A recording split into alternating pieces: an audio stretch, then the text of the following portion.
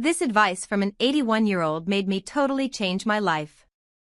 Podcaster Callie Beaton received life-changing advice from iconic TV star Joan Rivers, and it prompted her to quit her high-flying job.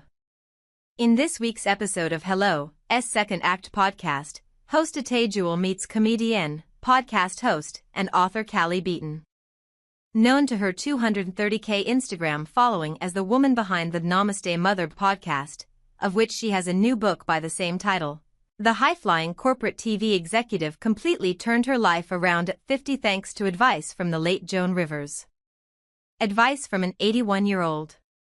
Not everyone gets their second act ushered in by a feminist celebrity, 56-year-old Callie jokes. I sat on the board of some big TV companies and used to meet some of the people who would front our shows, and one I had the immense pleasure of working with was the late, great Joan Rivers. We were having dinner, and she said I should try stand-up. I said, I'm a single parent of 2 kids. One of my kids has special needs. I sit in the boardroom every day, it's too late. She looked at me and said, Callie, I'm 81. What's stopping you? And then she died 2 weeks later. Life is short. The combination of the conversation and realizing that life is so short propelled Callie to do her first ever stand-up gig before quitting her prestigious day job the year she turned 50.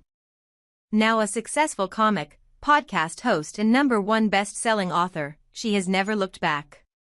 I'd like to say I'm a recovering perfectionist, Callie says of her approach to life now. I don't need a vice-like grip on life to prove anything to anyone else. Just keep moving forward in whatever way feels good.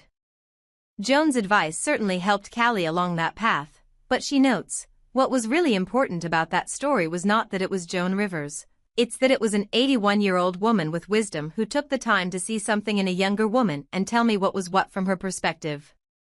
That was the real power of that moment. Now approaching her 60s, Callie has found a deep sense of happiness in her own skin. I am consciously happily single and have never felt like that before. I love romance and sex, but for now, I am happy working on my relationship with myself, so that feels liberating.